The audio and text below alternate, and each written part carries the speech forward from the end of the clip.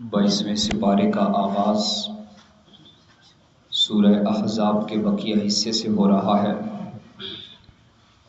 और सूरह अहज़ाब के बकिया हिस्से में अल्लाह ताला ने हमारी सोच और हमारी फ़िक्र पर दस्तक देते हुए बड़े वाज़ेह अंदाज में रहमत आलम सल्लल्लाहु ताला अलैहि वसल्लम की ख़त्म नबूवत का तज़किरा इरशाद फरमाया। अमूमन लोग इस्लाम पर और अल्लाह ताला के अहकामात पर इस वजह से अमल पैरा नहीं होते।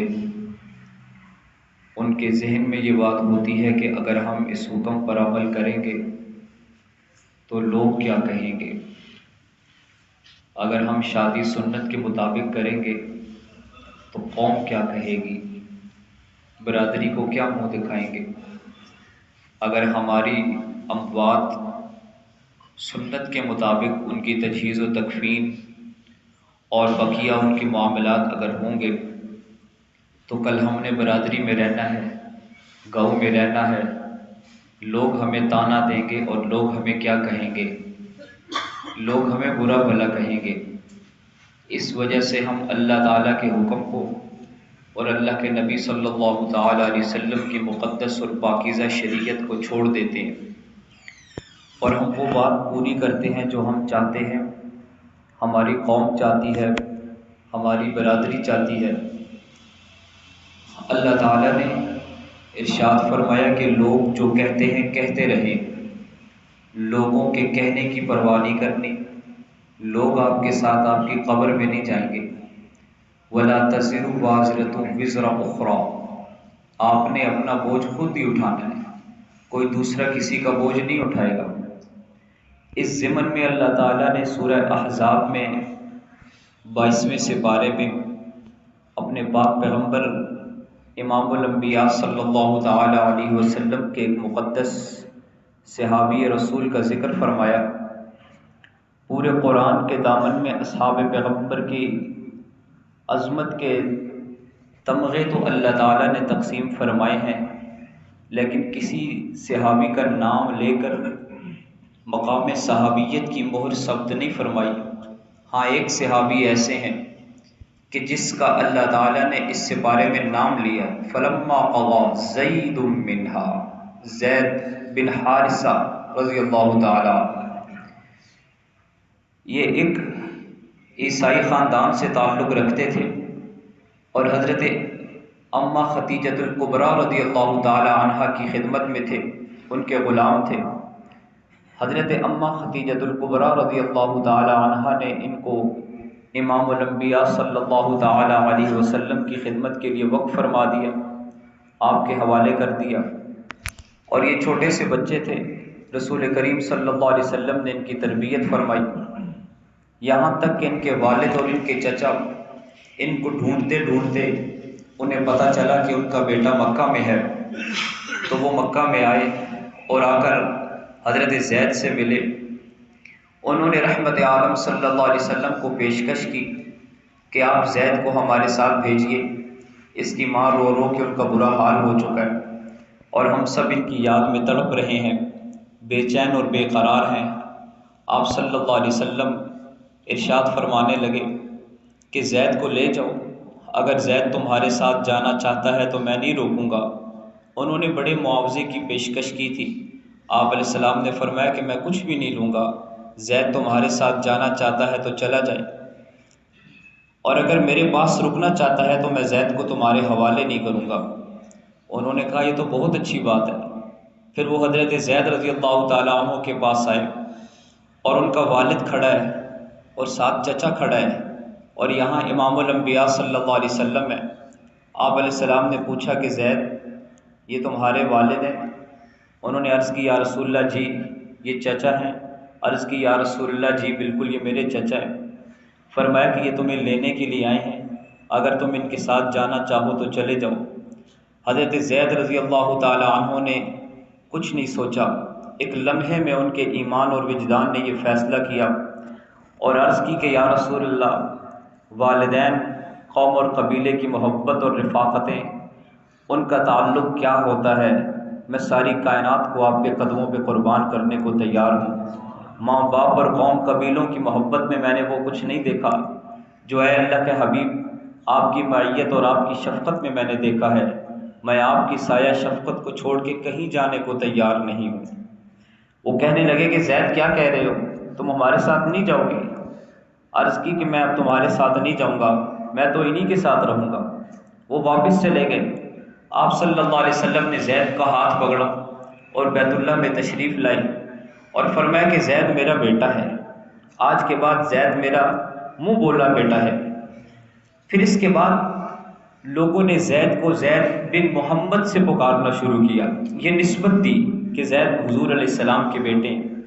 جب لوگوں نے یہ کہا تو اللہ تعالیٰ نے قرآن کی یہ آیت نازل کی جو ابھی نماز میں آپ نے سنی ہے، مَا كَانَ مُحَمَّدٌ أَبَا أَحَدٍ مِّن رِّجَالِكُمْ، کہ میرے محمد صلی اللہ علیہ وسلم میرا رسول تم میں سے کسی مرد کے باپ نہیں ہے، یہ تو اللہ کے رسول ہے۔ اللہ تعالیٰ نے فرمایا کہ زید کے لیے میرے نبی کی جو بیٹا ہونے کی نسبت ہے وہ استعمال نہ کی جائے، بلکہ ادعوہم لآبائہم، زید کو ان کے والد کے نام سے پکارا جائے۔ تو زید کو ان کے والد حارثہ کے نام سے، زید بن حارثہ کے نام سے پکارا جانے لگا۔ زید بڑے ہوئے، آپ علیہ السلام نے حضرت زید کی شادی فرمائی حضرت زینب رضی اللہ تعالی عنہا سے۔ یہاں پہ یہ مسئلہ بڑی اچھی طرح سے سمجھ لیجئے، کچھ معاملات تکوینی امور کہلاتے ہیں کہ قدرت کی طرف سے وہ طے ہوتے ہیں، جن میں شادی کا معاملہ ہے، نکاح کا معاملہ ہے، طلاق کا معاملہ ہے، یہ اللہ کی طرف سے طے ہوتے ہیں، نہ ان میں رکاوٹ ڈالی جا سکتی ہے، نہ انہیں ختم کیا جا سکتا ہے۔ اور اگر خالق کائنات کی طرف سے طلاق کا ہونا طے ہوا ہے تو اس تکوینی امر میں کسی کی چاہت مداخلت نہیں کر سکتی، لوگوں کی تدبیریں رکاوٹ نہیں بن سکتی۔ اللہ کے نبی صلی اللہ علیہ وسلم نے خود شادی فرمائی حضرت زید کی حضرت زینب رضی اللہ تعالی عنہا سے، اور ہنسی خوشی رہ رہے ہیں۔ حضرت زینب کا خاندان بڑا اعلیٰ قسم کا خاندان ہے۔ انہوں نے شروع میں عرض کی کہ یا رسول اللہ میرا نسب بڑا اعلیٰ ہے اور زید تو ایک غلام ہے، آپ ان کے ساتھ میری شادی نہ فرمائیں۔ اللہ تعالیٰ نے حکم نازل فرمایا کہ جب اللہ اور اللہ کے رسول کوئی حکم نافذ کر دیں تو پھر تمہیں اختیار نہیں رہتا اپنے بارے میں کوئی بات کہنے کا۔ شادی ہو گئی، لیکن 1 سال شادی کو گزرا، آپس میں نوک جھونک چلتی رہی، نباہ نہیں ہو رہا تھا، لڑائی جھگڑے ہوتے تھے۔ صحابی رسول ہیں، حضرت زینب بھی صحابیاں ہیں، حضرت زید بھی صحابی ہیں۔ میرے اور آپ کے اخلاق، میرے اور آپ کی عبادتیں، کائنات میں کوئی ایسا شخص نہیں آیا کہ جس کی عبادت، جس کے اخلاق اتنے اعلیٰ ہوں جتنے اللہ کے نبی صلی اللہ تعالی علیہ وسلم کے صحابی کے اخلاق ہیں۔ حضرت زید چاہتے ہیں کہ نباہ ہو، حضرت زینب چاہتی ہیں کہ نباہ ہو، اللہ کے حبیب چاہتے ہیں کہ نباہ ہو۔ حضور کیا فرما رہے ہیں؟ زید امسک علیک زوجک، اپنی بیوی کو اپنے نکاح میں رکھو، واتق اللہ، زید اس معاملے میں اللہ سے ڈرو، طلاق نہ دینا۔ حضرت زید بھی چاہتے ہیں کہ نباہ ہو، حبیب کائنات بھی چاہتے ہیں کہ نباہ ہو، لیکن عرش والے نے یہ فیصلہ لکھ دیا تھا کہ نباہ نہیں ہوگا۔ 1 سال کے بعد طلاق ہو گئی طلاق، کوئی نہیں روک سکا۔ محبتیں پیدا کرنے والا بھی اللہ ہے اور اختلافات پیدا کر کے جدائیاں پیدا کرنے والا بھی اللہ ہی ہے۔ طلاق ہو گئی۔ اب اللہ کی طرف سے حکم نازل ہوا کہ میرے حبیب آپ زید کی جو زوجہ ہیں حضرت زینب ان سے نکاح کریں۔ اور عرب میں یہ بات تھی کہ جو منہ بولا بیٹا اس کی بیوی سے نکاح تو بالکل ہی ممنوع تھا، یہ بہت بڑا عیب سمجھا جاتا تھا۔ حضور کیسے نکاح کرے، لوگ کیا کہیں گے، سوال یہ تھا۔ جو رکاوٹ ہے نا ہمارے دین پر چلنے کی، آپ علیہ السلام سوچنے لگے کہ اگر میں زید کی منکوحہ سے نکاح کروں گا تو لوگ کیا کہیں گے، معاشرہ کیا کہے گا، عرب والے کیا کہیں گے۔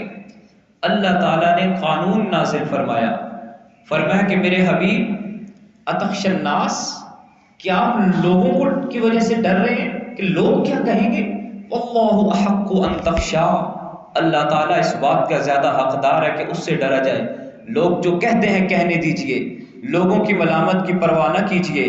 آپ حضرت زینب سے نکاح فرمائے، خود اللہ نے حضرت زینب سے رحمت عالم صلی اللہ علیہ وسلم کا نکاح فرمایا، اور یوں حضرت زینب رضی اللہ تعالی عنہا ام المؤمنین کے لقب سے سرفراز ہوئی، ہماری ماں کے درجے میں آئی، آپ علیہ الصلوۃ والسلام کی زوجیت میں آئی، اور آپ صلی اللہ علیہ وسلم نے پوری قوم کی ملامت کا مقابلہ کیا ہے اور اس چیز کی کوئی پرواہ نہیں کی کہ لوگ کیا کہیں گے۔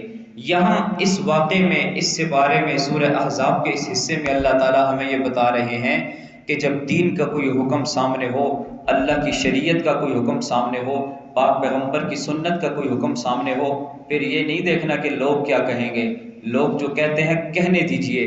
جیسے آپ صلی اللہ علیہ وسلم نے عرب دور جاہلیت کے اس قانون کو توڑا کہ اپنے منہ بولے بیٹے کی بیوی وہ مر جائے یا وہ طلاق دے دے، اس سے نکاح نہیں کیا، ہمیشہ کے لیے حرام ہے باپ پر۔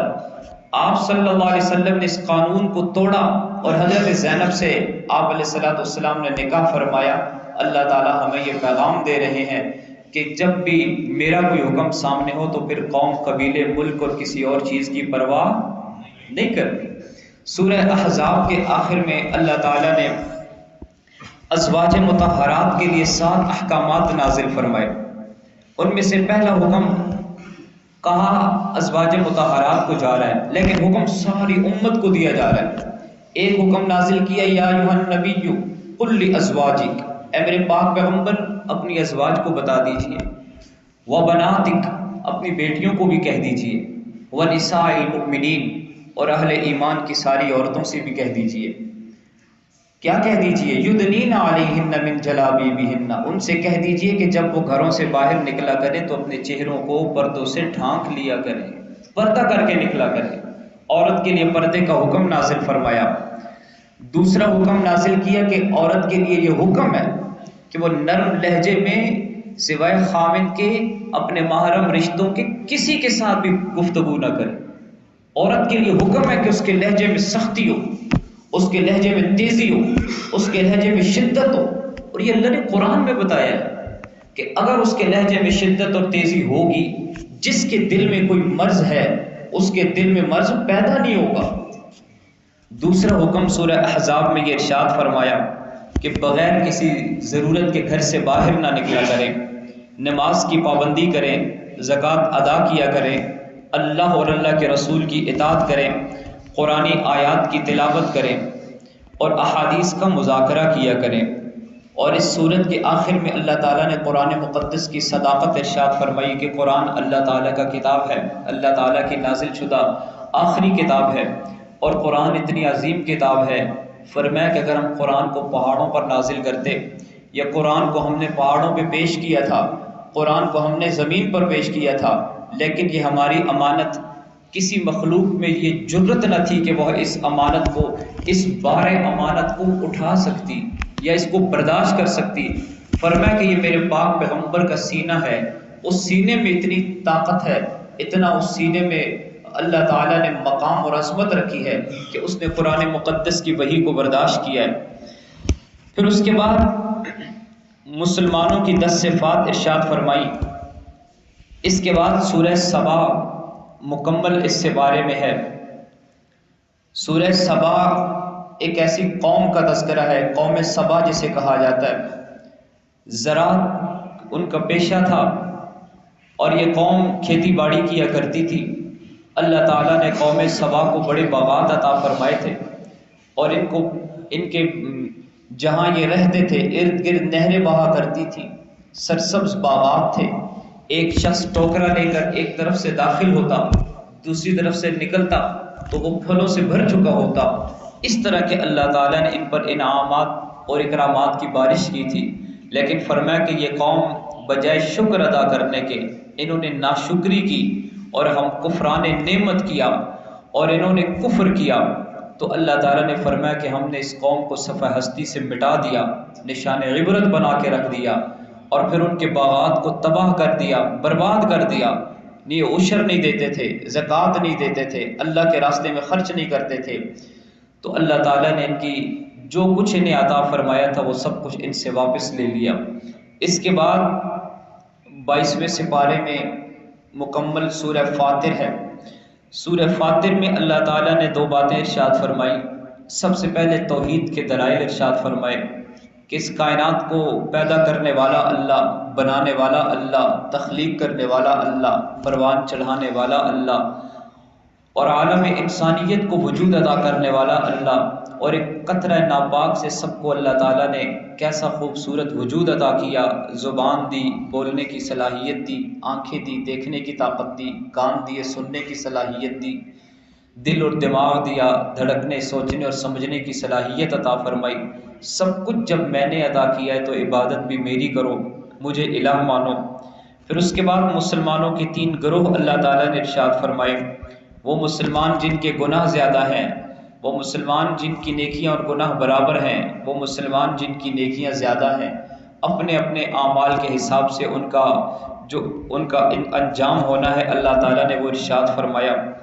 और फिर उसके बाद इस सिपारे के आखिर में सूरह यासीन का इब्तिदाई हिस्सा है। सूरह यासीन के आगाज़ में अल्लाह ताला ने रहमत आलम सल्लल्लाहु ताला अलैहि वसल्लम की नबूवत और रिसालत को बयान फरमाया है। सूरह यासीन शरीफ तो कुरान मुक़द्दस का दिल है और सूरह यासीन शरीफ के मुताल्लिक अहादीस में आता है कि कायनात के वजूद से हज़ारों साल पहले अल्लाह ताला ने इसकी तिलावत फरमाई थी। न ज़मीन थे, न आसमान थी, न ये कायनात थी, न ये कहकशाई थी, न ये सैयारे और सितारे थे, न ये शम्स व कमर थे, कुछ भी नहीं था। अल्लाह की ज़ात थी और अल्लाह का कलाम था और सूरह यासीन थी और तिलावत हो रही थी और अल्लाह फरमा रहे थे यासीन वल क़ुरआनिल हकीम इन्नका लमिनल मुरसलीन, इन्नका मेरे हबीब बेशक आप, लमिनल मुरसलीन आप रसूलों में से हैं। अभी कायनात नहीं है तो रहमत आलम सल्लल्लाहु अलैहि वसल्लम की रिसालत के तज़किरे गूंज रहे हैं। सूरह यासीन का आगाज़ रहमत आलम सल्लल्लाहु अलैहि वसल्लम की रिसालत से है और इस सिपारे के आखिर में यासीन शरीफ में अल्लाह ताला ने अंबियाई किराम का जिक्र फरमाया कि जिनको उनकी कौम ने सताया था और फिर उन्होंने इस्तिकामत दिखाई और कौम ने इतना सताया, अंबिया को तौहीद बयान करने पर, अल्लाह ताला की तरफ दावत देने पर बदबख्त कौम ने एक नबी को शहीद किया, फिर दूसरे को शहीद किया, फिर एक उम्मती खड़ा हुआ और उसने कहा कि तुम इनको शहीद करते हो, ये तो हक बात कह रहे हैं। फ़अज़्ज़ज़ना बिसालिस, अल्लाह ताला ने एक तीसरे को खड़ा किया और उस तीसरे की ज़ुबान से अल्लाह ताला ने सदाकत के बोल बुलवाए, इनकी तायीद की। हमेशा जहाँ पे मुखालिफ खड़े होते हैं वहाँ पे अल्लाह किसी ऐसे को भी खड़ा कर देते हैं जो आपके साथ इत्तिफाक़ राय रखता है, आपकी सोच को कबूल करता है। तो उन्होंने उसको भी कत्ल किया और जब वो कत्ल हुआ तो उसके तज़किरे क्या थे, उसका अंजाम क्या हुआ, वो फिर आगे 23वें सिपारे में अल्लाह ताला ने बयान फरमाया है। अल्लाह ताला हमें समझने और अमल करने की तौफीक अता फरमाए।